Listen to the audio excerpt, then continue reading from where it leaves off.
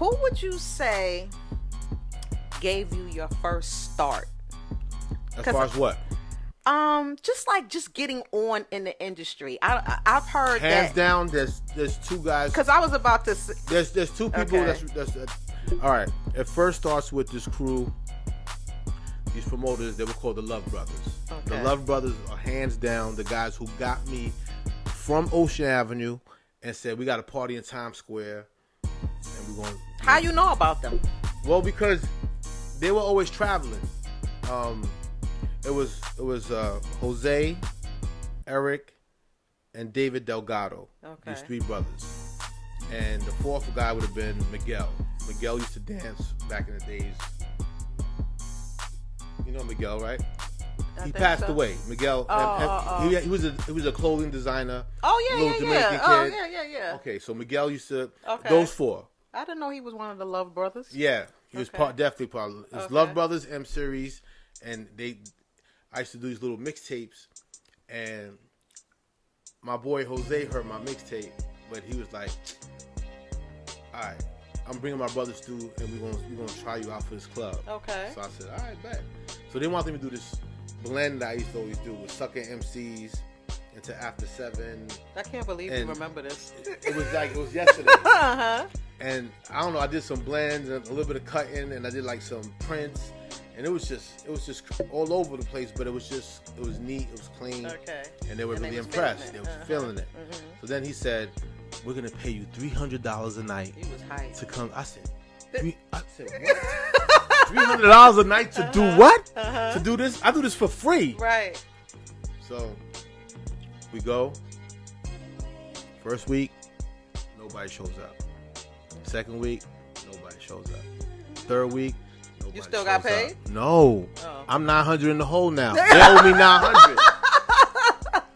But I did something slick, and this one to me made the most sense. I said, "Look, guys, I don't know what your deal with the club is, but I know this. Even if you made no money at the door, but if these people are inside the club, they're buying drinks, they're buying food, whatever it is, let's get people inside the club, even for free. Right. Let's give out free tickets." So we said the hottest club at the point at that time was the Red Zone. I think Butt Naked Tim Dog, Puffy, Pete Rock, Kid Capri were like the regular DJs back then. Okay. And Clark Kent. And Tuffy from Tuffy's Candy Store, Wow. from Video Music Box. Wow. He was my partner. Where he at? He's doing some production stuff now. So it was Tuffy. It was called Tuffy's Candy Store. Music by DJ Enuff, and we had the hard tickets. We went to the Red Zone, and we literally gave out 500 tickets. Wow.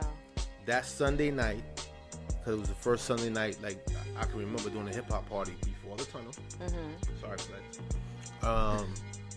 And there was a line around the corner that next Sunday morning, that next Sunday evening. Right. And it was down the block and around the corner. We were like, so it worked. Crazy. It worked. So you have some marketing skills. So from the jump, but at that party was Cool DJ Red Alert. Wow. Because that's what I heard. I heard it was. And Red Alert saw me spin. Dougie Fresh yelled at me. So it was Why? weird. Dougie Fresh yelled at me because he was like, "Why you DJing like that? You gotta get them hype, and then you bring it down, and then Oh yeah, that's what that he's was known for. that was the first time of me, like Brooklyn DJs didn't talk. We didn't. We talked with our hands. You know, he's from Harlem. They always Wu-Tang, Tang, Right. you know what I'm saying? Hey yo, all right, whatever they were saying back in those days. True. And if I think about it, all the legendary Bronx and Harlem DJs were talking. But all the Brooklyn DJs that I can remember, or at least I looked up to. Did you not feel comfortable? No, I was never comfortable behind the microphone. I didn't think that was my job. Okay. I thought technique and skill was always everything. Right. So anyway, he yelled at me, and it was so discouraging. Like there wasn't a bone in my body that felt like whatever he told me was beneficial. Right. I was just angry and mad. Fuck But Dougie. later on, I was like, "Fuck Dougie."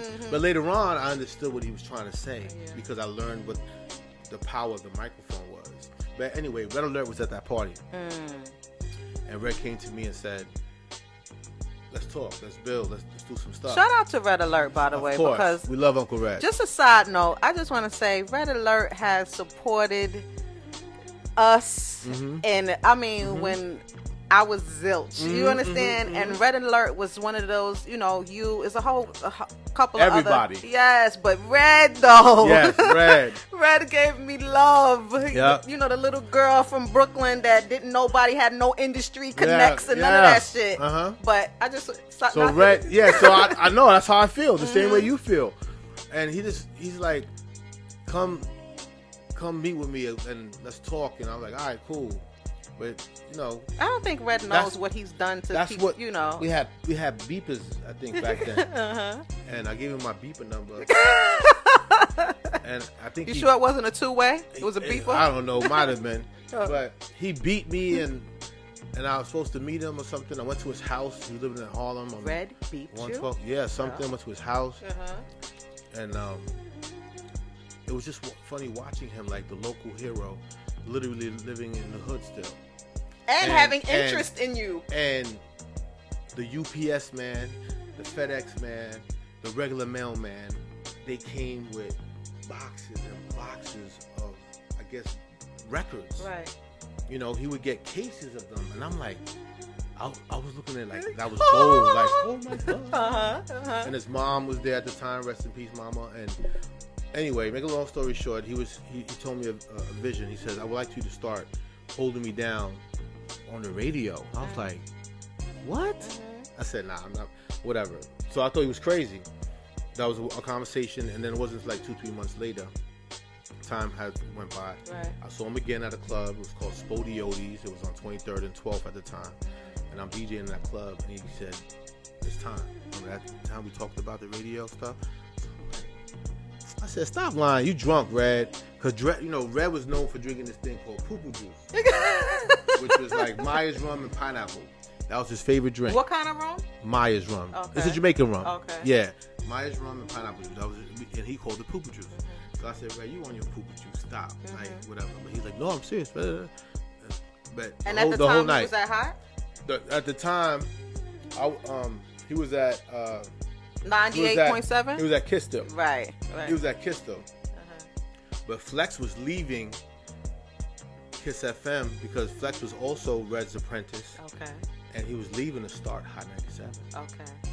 So whatever year it took or whatever. So how you feeling at this point? You scared? Like, I'm nervous. Yeah. I'm gonna be on the radio.